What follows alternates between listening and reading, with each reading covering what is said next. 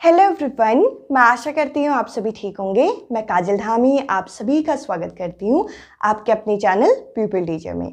आज के इस वीडियो से हम सीटेट दिसंबर 2021 की तैयारी को ध्यान में रखते हुए सीटेट परीक्षा में पेपर 1 में पूछा जाने वाला एक महत्वपूर्ण विषय जिसे हम ईवीएस या फिर पर्यावरण अध्ययन के नाम से जानते हैं, इसका मैं आप लोगों के साथ एक स्पेशल सीरीज शुरू कर रही हूँ जिसके अंदर मैं आप लोगों के साथ एनसीईआरटी किताबों का क्लास 3 से लेकर क्लास 5 तक के जो हमारे नोट्स तैयार होते हैं ये मैं आपके साथ डिटेल में डिस्कस करूंगी, जिसके बाद आप लोगों को अलग से एनसीईआरटी से पढ़ने की जरूरत नहीं होगी।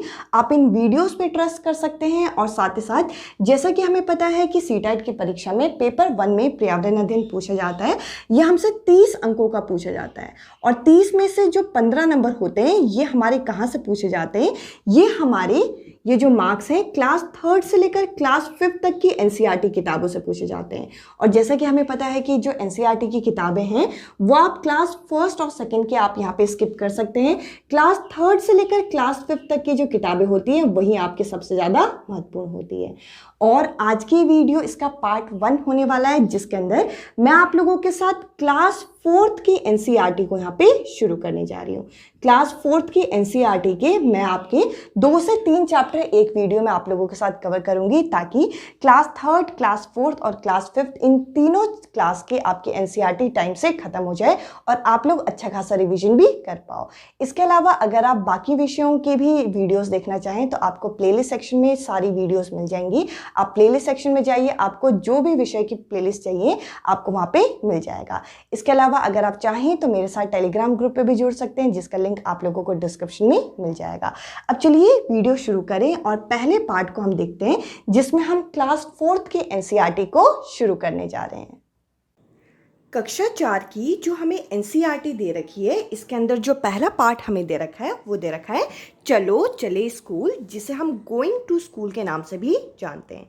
इस पार्ट के अंदर हमें ये बताया गया है कि बच्चे अलग अलग शहरों में स्कूल जाने के लिए किन साधनों का प्रयोग करते हैं। तो देखिए यहाँ पर सबसे पहले हम लोगों को इमेज के साथ यहाँ पे बता रखा है असम के बारे में। असम में किस तरीके से बच्चे स्कूल जाते हैं, तो यहाँ पे हम लोगों को सबसे पहले तो ये बताया गया है बच्चों द्वारा कि हमारे यहाँ बारिश बहुत होती है और कभी कभी चारों ओर घुटनों तक पानी भर जाता है, तो ये लोग स्कूल इस वजह से नहीं जा पाते। तो ये करते क्या है, ये स्कूल जाने के लिए जो बैम्बू और रोप ब्रिज होता है यानी कि बांस से बने पुल का इस्तेमाल करते हैं।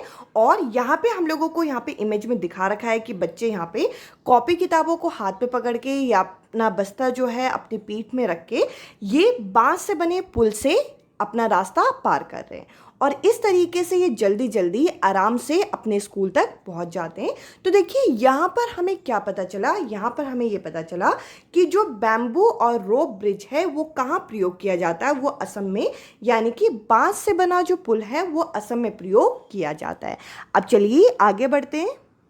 इस पाठ में आगे हमें जुगाड़ के बारे में बता रखा है, जुगाड़ है क्या और ये कहाँ प्रयोग की जाती है। तो देखिए ये गुजरात में प्रयोग की जाने वाली एक वाहन है। तो यहाँ पे हम लोगों को बच्चों द्वारा बताया गया है कि हमारी गाड़ी का नाम है जुगाड़। तो देखिए जुगाड़ क्या है, ये फटफट करके चलती है और अगर आप आगे से इसे देखें तो ये मोटर बाइक जैसे दिखाई पड़ेगी। देखिए यहाँ पे इसका चित्र बनाया गया है, ये मोटर बाइक जैसे दिखाई पड़ रही है, पर अगर आप पीछे से देखें तो ये लकड़ी के फट्टों से बनी होती है जिसमें बच्चे बैठकर स्कूल जाते हैं। तो देखिए आप लोगों से यहाँ पे पूछा जा सकता है कि जुगाड़ है क्या। जुगाड़ एक वाहन है जो कि गुजरात में प्रयोग की जाती है। अगर हम इसे आगे की तरफ से देखें तो ये मोटर बाइक जैसे प्रतीत होती है, पर अगर पीछे से देखें तो ये लकड़ी के फट्टों से बनी होती है जिसमें बैठ के बच्चे स्कूल जाते हैं और ये काफ़ी स्पीड में चलती है क्योंकि कहीं ना कहीं इसे मोटर बाइक की तरह बनाया गया है। अब चलिए आगे बढ़ते हैं। अब आगे हमें यहाँ पे ट्रॉली के बारे में बताया गया है जो कि लद्दाख में प्रयोग की जाती है। तो देखिए यहाँ पे हम लोगों को दिखाया गया है कि ये ट्रॉली किस तरीके की होती है और बच्चे यहाँ पे बताते हैं कि स्कूल पहुँचने के लिए हम रोज नदी को पार करके जाते हैं और नदी को पार करने के लिए वो यहाँ पर क्या करते हैं, ट्रॉली का सहायता लेते हैं। ट्रॉली जो है लद्दाख में प्रयोग की जाती है। ये लकड़ी से बना एक झूला होता है जो पुली की मदद से एक जगह से दूसरी जगह सरकता है और अपने साथ ये क्या करता है, ये 4 से 5 बच्चों को एक बारी में एक किनारे से दूसरे किनारे लेके जाता है। तो इस तरीके से ट्रॉली काम करती है और ट्रॉली का प्रयोग लद्दाख में किया जाता है क्योंकि बच्चों को यहाँ पे पानी को पार करके स्कूल जाना होता है। तो देखिए, हमसे यहाँ पे पूछा जा सकता है कि लद्दाख में किस वाहन का प्रयोग करके बच्चे स्कूल जाते हैं, तो हमें पता होना चाहिए ट्रॉली का प्रयोग करके जाते हैं। ट्रॉली है क्या, ये लद्दाख में प्रयोग की जाती है। और ट्रॉली क्या होती है, लकड़ी से बना एक झूला होता है जो कि पुली की मदद से रस्सी में सरकता हुआ आगे जाता है। अब चलिए आगे बढ़ते हैं। अब हमें यहाँ पे सीमेंट ब्रिज के बारे में बता रखा है। अब देखिए, ये जो सीमेंट ब्रिज है ये किसके ऊपर बनाया जाता है, ये ज़्यादातर आमतौर पे पानी के ऊपर बनाया जाता है। देखिए यहाँ पे आप इस इमेज को देख सकते हैं। और ये सीमेंट ब्रिज जो है ये किससे बना होता है, ये सीमेंट, ईंटों और लोहों के सरियों से बना होता है।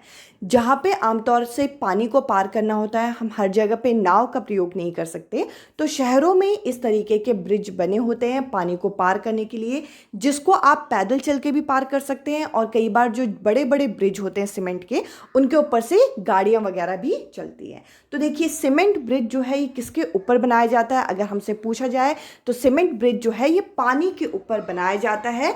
और इनका प्रयोग भी बच्चे स्कूल जाने के लिए या फिर लोग एक जगह से दूसरी जगह, एक किनारे से दूसरे किनारे जाने के लिए करते हैं। अब चलिए आगे बढ़ते हैं। अब हम लोगों को यहाँ पे वल्लम के बारे में बता रखा है। वल्लम है क्या, ये लकड़ी से बनी एक छोटी नाव होती है जो कि हम लोगों को यहाँ पे दिखाया गया है, जिसको बच्चे क्या करते हैं, जिसको यहाँ पे नदी को पार करने के लिए प्रयोग किया जाता है। और नदी को पार करके बच्चे अपने स्कूल तक पहुँचते हैं। और ये जो वल्लम है इसका प्रयोग कहाँ किया जाता है, ये केरल में, जिसको हम केरला के नाम से भी जानते हैं, इस जगह पे प्रयोग किया जाता है। यहाँ पे बता रखा है कि केरल के कुछ भागों में बच्चे पानी को पार करते हुए, जो कि वल्लम का प्रयोग करते हुए, इनमें बैठकर स्कूल पहुंचते हैं। वल्लम के बारे में अगर आपसे पूछा जाएगा तो 2 सवाल यहाँ पे बनते हैं कि वल्लम क्या है, तो आप बोलोगे लकड़ी की बनी एक छोटी नाव, यानी कि स्मॉल वुडन बोट। और साथ ही साथ इसके बारे में और क्या खास है, ये कहाँ प्रयोग की जाती है, ये केरल के राज्यों में, केरल के कुछ राज्यों में प्रयोग की जाती है। अब चलिए आगे बढ़ते हैं। अब हम लोगों को यहाँ पे कैमल कार्ट के बारे में बता रखा है, जिसे हम ऊंट गाड़ी के नाम से भी जानते हैं। ये जो कैमल कार्ट है यानी कि ऊंट गाड़ी है, इसका प्रयोग कहाँ किया जाता है, ये राजस्थान में किया जाता है। हमें पता है कि राजस्थान के कई ऐसे जगह हैं जहाँ पे रेत बहुत ज़्यादा होती है, और इतनी ज़्यादा रेत होती है कि उन्हें आगे की चीज़ें नज़र नहीं आती।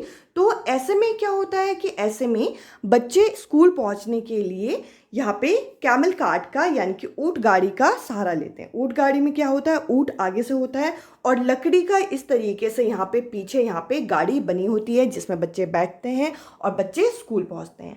तो देखिए यहाँ पे हमें बता रखा है कि हम रेगिस्तान में रहते हैं, ये इन्होंने बता रखा है कि ये रेगिस्तान में रहते हैं। हमारे यहाँ दूर दूर तक रेत नज़र आती है, क्योंकि रेगिस्तान में दूर दूर तक रेत नज़र आती है और आसपास हर जगह रेत होने की वजह से दिन में ये जो रेत होती है ये बहुत तपती है। ये क्या होता है कि सूरज की किरणों की वजह से ये बहुत तपती है। अगर पैदल भी जाना चाहे तो गर्मी बहुत ज़्यादा होती है। तो ऐसे में क्या होता है कि ऐसे में बच्चे स्कूल पहुँचने के लिए ऊंट गाड़ी का प्रयोग करते हैं। आई होप आप लोगों को मैं ये जितने पॉइंट क्लियर कर रही हूँ आप लोगों को अच्छी तरीके से समझ में आ रहे हैं। अब चलिए आगे बढ़ते हैं। इस पार्ट में हमें बर्फ से चलते हुए बच्चे भी दिखाए गए हैं और ये कहाँ है, ये उत्तर की पहाड़ियों में है। तो देखिए यहाँ पे बता रखा है कि उत्तर की पहाड़ियों में बर्फबारी बहुत ज़्यादा होती है। तो यहाँ बच्चों को स्कूल पहुँचने के लिए क्या करना पड़ता है, इन्हें मीलों सफ़र जो है वो बर्फ़ पे चल के तय करना पड़ता है। और बच्चे करते क्या है, एक दूसरे के हाथ को पकड़कर बर्फ़ में चलते हैं और ताज़ी बर्फ़ इनके पैर में धंस जाती है। तो कई बार क्या होता है कि इनके जो पैर होते हैं वो बर्फ़ के नीचे धंसे होते हैं और अगर बर्फ़ जमी होती है तो ये फिसल भी सकते हैं। तो इस तरीके से हमें यहाँ पे बताया गया है कि उत्तर की पहाड़ियों में बर्फ़ ज़्यादा जमने की वजह से बच्चे पैदल चल के स्कूल तक जाते हैं। अब चलिए आगे बढ़ते हैं। अब हम लोगों को यहाँ पे बैलगाड़ी के बारे में बता रखा है, जो कि मैदानी इलाकों में प्रयोग होती है, जिसे हम बुलक कार्ट के नाम से भी जानते हैं। ये विलेजेस में इस्तेमाल होती है, जो कि प्लेन एरिया होता है। जैसा कि आप यहाँ पे देख सकते हैं, ये बैलों की मदद से चलती है, इसीलिए इसका नाम बैलगाड़ी कर दिया गया है। बैल आगे से चलते हैं और पीछे से क्या होता है, लकड़ी का यहाँ पे बैठने का एक एरिया बनाया जाता है। अब देखिए यहाँ पे बोल रखा है कि हम बैलगाड़ी में बैठ के हरे भरे खेतों से धीरे धीरे निकलते हुए स्कूल पहुंचते हैं। जैसा कि मैंने कहा कि ये मैदानी इलाका होता है तो आसपास खेत होते हैं, तो खेतों के बीच में से इनकी ये जो बैलगाड़ी है निकलती है और तेज़ धूप या बारिश होने पे ये बच्चे क्या करते हैं, छाता अपने ऊपर रख लेते हैं। तो इस तरीके से ये यहाँ पे हमें इमेज में भी दिखा रखा है कि बच्चों ने क्या कर रखा है, छाता अपने ऊपर पकड़ रखा है, क्योंकि ऐसा हो सकता है कि दिन में तेज़ धूप हो या फिर बारिश हो। तो इस तरीके से बच्चे जो मैदानी इलाके में रहते हैं वो बैलगाड़ी की मदद से स्कूल तक पहुँचते हैं। अब चलिए आगे बढ़ते हैं। अब हम लोगों को यहाँ पे उत्तरांचल या फिर आप कह लीजिए उत्तराखंड के बारे में बता रखा है कि यहाँ के बच्चे किस तरीके से स्कूल जाते हैं। जैसा कि हम लोगों को पता है कि उत्तरांचल और उत्तराखंड दोनों एक ऐसी जगह हैं जहाँ पे ऊबड़ खाबड़ पथरीले रास्ते होते हैं। जैसे कि आप यहाँ पे देख सकते हैं, यहाँ पे पत्थरों के रास्ते होते हैं, प्लेन एरिया होता नहीं है। तो ये बच्चे क्या करते हैं, ये बच्चे पैदल चलते हुए स्कूल तक पहुंचते हैं। स्कूल काफ़ी दूर होता है तो इन लोगों को काफ़ी सफ़र तय करना पड़ता है। यहाँ पे बोल रखा है कि हम पहाड़ी इलाके में रहते हैं, यहाँ दूर दूर तक ऊबड़ खाबड़ पथरीले रास्ते होते हैं। जैसे कि हमें पता है कि पहाड़ी जो एरिया होता है वो कैसा होता है, ऊबड़ खाबड़ और पथरीले रास्तों से बना होता है। आगे यहाँ पे बता रखा है कि जो मैदानों में रहते हैं या फिर जो शहरों में रहने वाले बच्चे हैं उनके लिए ये चीज़ें मुश्किल हैं, पर ये बच्चे बताते हैं कि हम भागते हुए इन पहाड़ों में चढ़ के हम अपने स्कूल तक आसानी से पहुँच जाते हैं। तो कहीं ना कहीं हमें ये पता चला कि जो पहाड़ी एरिया होते हैं वहाँ पे बच्चे स्कूल तक जाने के लिए क्या करते हैं, पैदल चल के रास्ता तय करते हैं, क्योंकि यहाँ पे ऊबड़ खाबड़ पथरीले रास्ते होते हैं। अब चलिए आगे बढ़ते हैं। यहाँ पर ख़त्म होता है हमारा पहला चैप्टर जो कि एनसीईआरटी की कक्षा 4 की ईवीएस की बुक का था, जो कि था गोइंग टू स्कूल, चलो चले स्कूल। अब हम दूसरा पार्ट यहाँ पे डिस्कस करेंगे जो कि है हमारा ईयर टू ईयर, कान कान में। देखिए इसमें हमें जानवरों के बारे में काफ़ी सारी चीज़ें यहाँ पे जानने को मिलेंगी। तो यहाँ पर हम लोगों को पहला पॉइंट ये बता रखा है, we know that ears help us to hear, यानी कि ये बता रखा है कि जैसे कि हमें पता है जो हमारे कान होते हैं वो हमें सुनने में मदद करते हैं। और बर्ड्स के बारे में, चिड़ियाओं के बारे में यहाँ पे क्या बता रखा है कि जो पक्षी होते हैं इनके कान दिखते नहीं हैं, लेकिन इनके सर के दोनों तरफ छोटे छोटे छेद होते हैं, इन्हीं से ये चीज़ों को सुनते हैं। और ये जो छेद होते हैं ये यहाँ पे इनके जो फैदर होते हैं इनसे ये कवर होते हैं। तो देखिए यहाँ पे अगर आप इस बर्ड को देखें तो इसके जो पंख है इससे इसके क्या है, इसके कान यहाँ पे एक तरीके से छुपे हुए हैं और इनके कान जो होते हैं वो इसके सर के दोनों तरफ होते हैं और छेद की तरह होते हैं, तो बड़े बड़े इनके कान नहीं होते। तो यहाँ पर हम लोगों को बता रखा है कि बर्ड्स के पास कैसे होते हैं, टाइनी होल्स होते हैं, छोटे छोटे छेद होते हैं जिनकी मदद से ये अपने आसपास की चीज़ों को सेंस कर लेते हैं, सुन लेते हैं और इस तरीके से ये किसी भी चीज़ के बारे में रिस्पॉन्स कर पाते हैं। अब चलिए आगे बढ़ते हैं। यहाँ पर हमें छिपकली और मगरमच्छ के बारे में बता रखा है कि इनके भी छोटे आपके छेद जैसे कान होते हैं, लेकिन ये आसानी से दिखाई नहीं पड़ते। अगर हम इनके कान को देखना चाहें तो इनके कान हमें दिखाई नहीं पड़ेंगे, क्योंकि इनके कान भी छोटे छेद जैसे होते हैं और ये हम आसानी से देख नहीं पाते।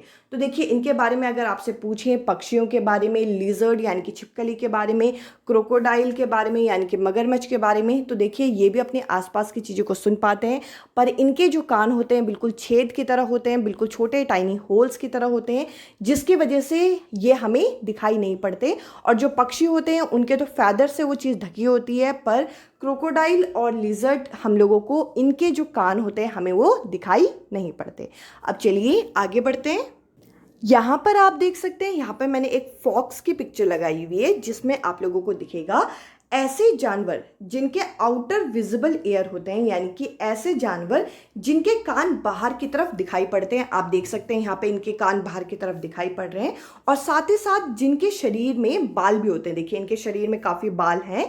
तो ये क्या करते हैं, ये यंग वंस बर्थ करते हैं, यानी कि ये क्या करते हैं, ये बच्चों को पैदा करते हैं, ये अंडे नहीं देते। देखिए यहाँ पे 3 पॉइंट यहाँ पे क्लियर होते हैं। ऐसे जानवर जिनके कान हमें बाहर से दिखाई पड़ते हैं और साथ ही साथ जिनके शरीर में बाल होते हैं वो क्या करते हैं, वो यहाँ पे अंडे नहीं देते, वो यहाँ पे बच्चे देते हैं, मतलब बच्चे पैदा करते हैं।